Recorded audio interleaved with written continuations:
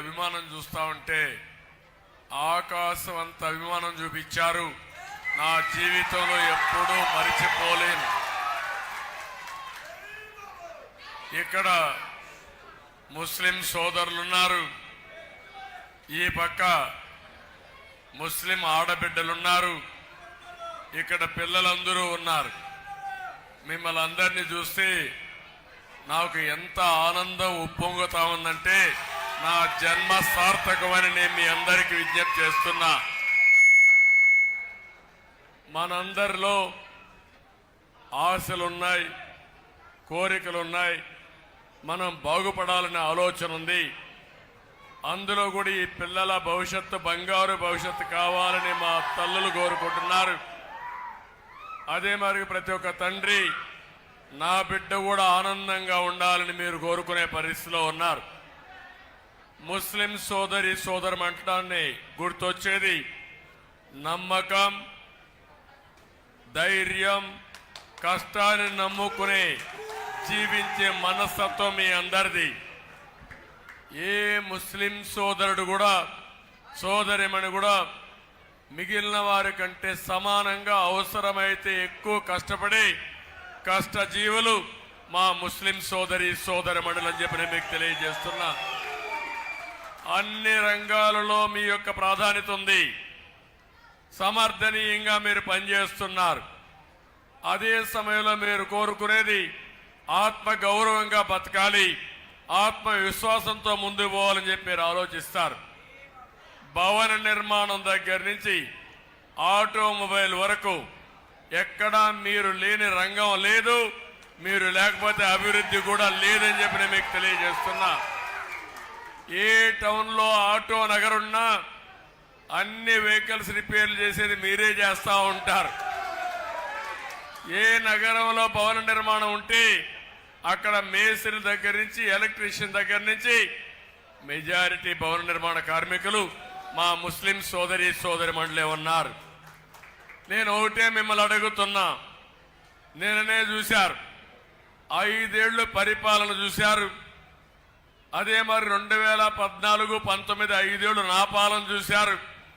95 నుంచి 2004 వరకు నేను ముఖ్యమంత్రిగా పరిపాలన చూశారు.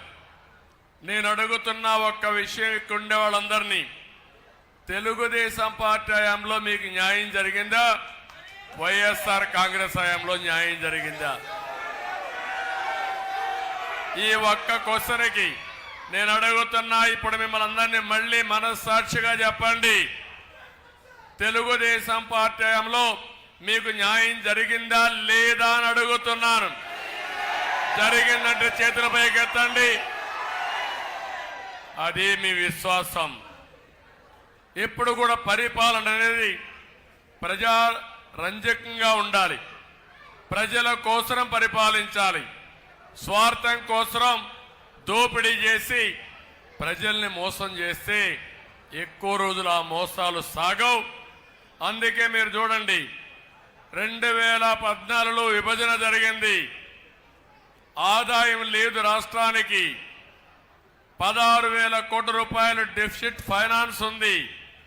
తెలంగాణ కంటే తలసరి ఆదాయం తక్కువ ఉంది, కానీ నాకు మనస్థిమిత ఉంది, మనోధైర్యం ఉంది. చేసే సత్తా ఉన్న పార్టీ తెలుగుదేశం పార్టీ. ఈరోజు హైదరాబాద్ నగరం ప్రపంచ పటంలో ఉందంటే దానికి కారణం నేను చూపించిన చొరవే. ఆ విషయం మీరు గుర్తుపెట్టుకోవాలి. హైదరాబాద్ లో ఉండే ముస్లిం సోదరులు దేశంలో ఉండే ముస్లిం సోదరుల కంటే బాగున్నారంటే ఆర్థికంగా, అది ఆ రోజు నేను వేసిన ఫౌండేషన్. ఆ విషయం కూడా మీరు గుర్తుపెట్టుకోవాల్సిన అవసరం ఉంది. అయితే ఈరోజు నేను అడుగుతున్నాను, మేము ఎన్నో సందర్భాలుగా ఎన్డీఏలో ఉన్నాం. ఎన్డీఏలో ఉన్నప్పుడు కూడా ఏ ముస్లిం సోదరుడికి అన్యాయం జరగకుండా మిమ్మల్ని కాపాడుకున్న పార్టీ తెలుగుదేశం పార్టీ. అవునా కాదా? ఎవ్వరికి అన్యాయం జరగలేదు. అదే మరిగా ఎన్టీ రామారావు గారు వచ్చిన తర్వాతనే ముస్లిం సోదరులకి ఫైనాన్స్ కార్పొరేషన్ తీసుకొచ్చారు. ఇంకో పక్క మీరు ఒకసారి చూస్తే నేను ఒక సవాలు విసురుతున్నా.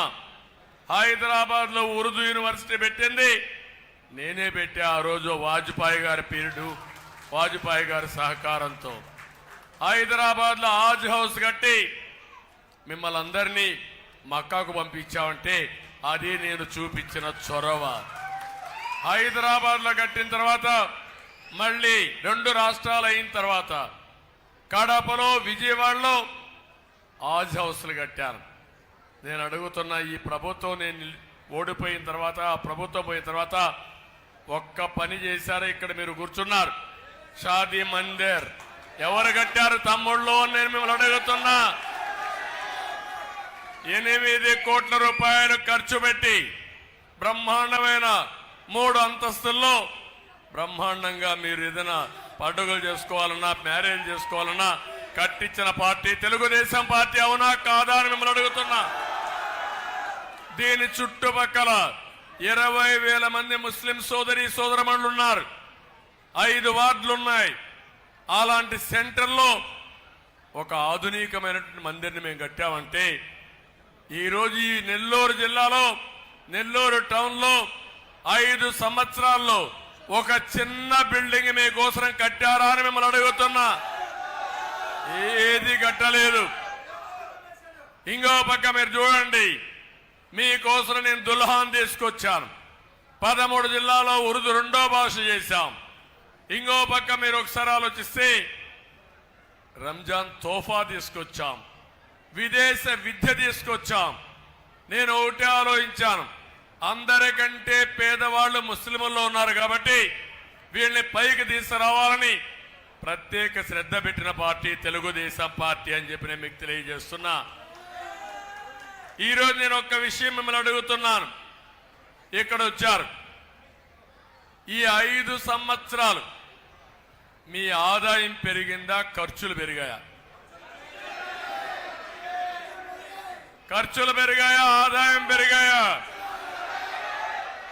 మీకు ఇచ్చేది 10 రూపాయలు, మీ దగ్గర దోచేసేది 100 రూపాయలు. అవునా కాదా అని మిమ్మల్ని అడుగుతున్నా.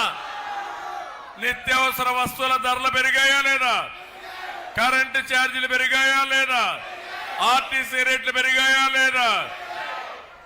ఇంటి పన్ను పెరిగిందా లేదా అని అడుగుతున్నా. పెట్రోల్ డీజిల్ పెరిగిందా లేదా అని మిమ్మల్ని అడుగుతున్నా.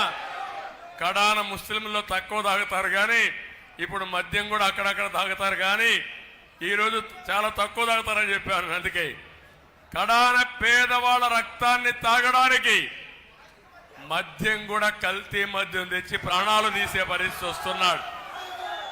మీరెప్పుడు పాపాలు చేయాలనుకోరు, పాపాలు చేసిన వాళ్ళని క్షమించరు. ప్రజల ప్రాణాలు తీసిన వాళ్ళని క్షమిస్తారా అని మిమ్మల్ని అడుగుతున్నా. ఇంకొక పక్క ఇన్ని చేసి ఇసుక దోపిడి, నెల్లూరు పక్కనే పెన్నా పోతుంది, మీకు ఇసుక దొరుకుతుందో తమ్ముళ్ళు అని అడుగుతున్నా. ఏంటి అరాచకం అంటే మీరందరూ గుర్తుపెట్టుకోవాల్సింది, ఈ రాష్ట్రంలో ఒక్క జగన్మోహన్ రెడ్డి ఒక్కరే సైకోనే బాగుండాలి, మీరెవ్వరూ బాగుండడానికి వీలు లేదు. అది ఈయన సిద్ధాంతం. నేను అందుకే మిమ్మల్ని అందరినీ కోరుతున్నాను, మీకేం కావాలన్నా చేయడానికి మేము సిద్ధంగా ఉన్నాం. అన్ని విధాలా మిమ్మల్ని ఆదుకుంటానని చెప్పి మరొక్కసారి మీ అందరికీ హామీ ఇస్తున్నా. విదేశ విద్యా విధానం 527 మందిని విదేశాలకు పంపించి ఒక్కొక్కరికి 15 లక్షల రూపాయల ఆర్థిక సహాయం చేసి మీ బిడ్డల భవిష్యత్తు తీర్చిన పార్టీ తెలుగుదేశం పార్టీ అని చెప్పి కూడా నేను మీకు తెలియజేస్తున్నా. 10,000 మందికి ప్రతి సంవత్సరం 3 లక్షల రూపాయలు రుణాలు ఇప్పించి 1 లక్ష రూపాయలు సబ్సిడీ ఇచ్చిన పార్టీ తెలుగుదేశం పార్టీ. దర్గాలు కట్టాం, మసీదులు కట్టాం, ఈద్గాలకు మరమ్మతులకు రిపేర్లకు ఇచ్చాం. ఇమాములకి మౌజుములకి 5,000, 3,000 రూపాయలు ఇచ్చిన పార్టీ తెలుగుదేశం పార్టీ. మొన్నటి వరకు వారి గౌరవ వేతనాలు ఇవ్వలేదు. నేను తిడితే ఇప్పుడు రిలీజ్ చేశాడు. అంటే ఇది మోసం చేయడం తప్ప ఇంకోటి కాదు. ఇస్లామిక్ బ్యాంక్ పెడతానని పెట్టాడా అని మిమ్మల్ని అడుగుతున్నా. పెడతాడని నమ్మకం ఉందా అని మిమ్మల్ని అడుగుతున్నా. ఇవే కాకుండా ఈరోజు రాష్ట్రంలో ఇవన్నీ ఒక ఎత్తు అయితే, ఇంకో పక్క ఇక్కడే మీరు చూస్తే రొట్టెల పండుగ. నేను రొట్టెల పండుగని రాష్ట్ర స్థాయి పండుగ చేసిన ఘనత. మొత్తం రాష్ట్రం నుంచి వేరే రాష్ట్రాల నుంచి ఈ రొట్టెల పండుగకు పెద్ద ఎత్తు వస్తున్నారని పెద్ద ఎత్తున మనం ఈ కార్యక్రమాలు చేశాం. ఇంకో పక్క Abdul Kalam Azad skill development centre పెట్టాం. స్వయం ఉపాధిలో మిమ్మల్ని ముందుకు తీసుకుపోవడానికి తీసుకొచ్చాం. ఇక్కడే మసీదులు దర్గా మొత్తం రిపేర్లు కానీ ఇవన్నీ చేశాం. గోషా హాస్పిటల్ ఒకటి ఇక్కడనే మహిళల కోసం నిర్మించాం. ఇలాంటి పనులు చాలా చేశాం. ఈరోజు నేను ఒక్క విషయం మిమ్మల్ని అడుగుతున్నాను. రాష్ట్రంలో దాడులు పెరిగాయి. ఆడబిడ్డల పైన కూడా దాడులు పెరిగాయా లేదా? ముస్లింల పైన దాడులు పెరిగాయి, అవునా కాదా? 50 మంది పైన ముస్లింల పైన దాడులు చేసిన దుర్మార్గమైన ప్రభుత్వం ఈ వైఎస్ఆర్ కాంగ్రెస్ పార్టీ. నేను అడుగుతున్నా, మీకు రక్షణ ఉందా అని మిమ్మల్ని అడుగుతున్నా. అబ్దుల్ సలాం నంద్యాల మంచి వ్యక్తి, దొంగగా ముద్రేసి వేధించి అతన్ని చాలా దారుణంగా చంపేశారు. ప్రభుత్వ హత్య. ఒక వ్యక్తి దొంగ అని వేధిస్తా ఉంటే భయపడిపోయి ఏం చేయాలో దిక్కు తెలియకుండా అతను చనిపోవాలని ఆలోచించాడు. చనిపోవాలని ఆలోచిస్తే ఈ పోలీసులు నువ్వు చనిపోయిన తర్వాత కూడా నీ భార్యను వేధిస్తావన్నారు. అప్పుడు వాళ్ళు భయపడిపోయి భార్యను వేధిస్తే మనం చనిపోయిన తర్వాత ఆ అవమానం ఎట్లా భరిస్తుందని చెప్పి ఆలోచించి మదనపడి భార్యాభర్త ఇద్దరు చనిపోవాలని నిర్ణయించుకున్నారు. ఒకవేళ భార్య కూడా చనిపోతే పిల్లలు ఏమవుతారో ఆలోచించి అనాథలైపోతారని ఆ ఇద్దరి పిల్లలు కూడా మనస్థిమితం చేసుకొని నలుగురు వెళ్ళి రైల్వే ట్రాక్ మీద పిల్లల్ని కట్టేసి భార్యాభర్త ట్రైన్ కింద పడి చనిపోయారంటే మీరెంత గౌరవం ఒక్కసారి ఊహించుకోమని కోరుతున్నా. నేను అబ్దుల్ కలాంని రాష్ట్రపతి చేస్తే అబ్దుల్ సలీంని కుటుంబ సమేతంగా చంపేసిన వ్యక్తి ఈ దుర్మార్గుడు జగన్మోహన్ రెడ్డి. డిఫరెన్స్ మీరు చూసుకోవాలి. ఎక్కడో ఉండే అబ్దుల్ కలాం గారు ఆ రోజు నేను ఒకటి ఆలోచించాను, దేశభక్తుడు, దేశానికి అవసరమని నేను గట్టిగా రికమెండ్ చేసి ఆ రోజు వాజ్పేయి గవర్నమెంట్లో వాజ్పేయి గారిని మెప్పించి రాష్ట్రపతి చేసిన పార్టీ తెలుగుదేశం పార్టీ, ప్రతిపాదించిన పార్టీ తెలుగుదేశం పార్టీ. అత్యున్నతమైన గౌరవం తెలుగుదేశం పార్టీ మైనారిటీ సోదరులకు ఇస్తే చాలా దారుణంగా వేధించి చంపేసే పరిస్థితి వచ్చారు. ఇంకొక విషయం మీరు చూడండి, పలమనేరులో ప్రభుత్వ పాఠశాలలో ఒక అమ్మాయి చదువుతుంది, మిస్బా. ఆ అమ్మాయి టాపర్ ఆ క్లాసులో. వైఎస్ఆర్ కాంగ్రెస్ నాయకులు కుట్రబన్ని ఆ అమ్మాయి ఉంటే ఆ చదువుకున్నప్పుడు ఆ అమ్మాయి ఫస్ట్ వస్తుందని ఆ అమ్మాయిని వేధించడం మొదలు పెడితే విధి లేని పరిస్థితిలో ఆ అమ్మాయి ఆత్మహత్య చేసుకుని నేను బతకడం వేస్ట్, ఎటు ఫస్ట్ రానని చెప్పి ఆత్మహత్య చేసుకొని చనిపోయింది. అంటే ఒక మైనారిటీ బిడ్డ చదువుకోవడానికి కూడా మెరిట్ ప్రకారం ముందుకు పోవడానికి కూడా ఈ రాష్ట్రంలో హక్కు లేదంటే ఎంత బాధ మీరు ఒక్కసారి ఆలోచించండి. ఇంకో పక్క మీరు చూస్తే మసీదుకు చెందిన వక్ఫ్ బోర్డు ఆస్తి మాచర్ల నరసరావుపేటలో, ఇది మా ఆస్తి, మా వక్ఫ్ బోర్డు ఆస్తి, ఇది కాపాడుకుంటానని ముందుకు వస్తే కిరాతకంగా చంపేశారు. అంటే దేవుని కోసం ప్రాణాలు వదిలిపెట్టిన వ్యక్తి నరసరావుపేటలో జరిగే పరిస్థితి వచ్చింది. ఇవన్నీ మీరు చూసిన తర్వాత ఇంకొక పక్క మాచర్ల, అక్కడుండే ఎమ్మెల్యే 100 కుటుంబాలు ముస్లింల ఊర్లో లేకుండా చేసి 5 సంవత్సరాలు తిరిగి ఆ ఊరికి రాలేదు. అంటే మీరు ఆ ఊర్లో ఉండడానికి హక్కు లేదని అడుగుతున్నా. నెల్లూరులో ఉండే మీరు నెల్లూరులో ఉండడానికి హక్కు లేదా అని అడుగుతున్నా.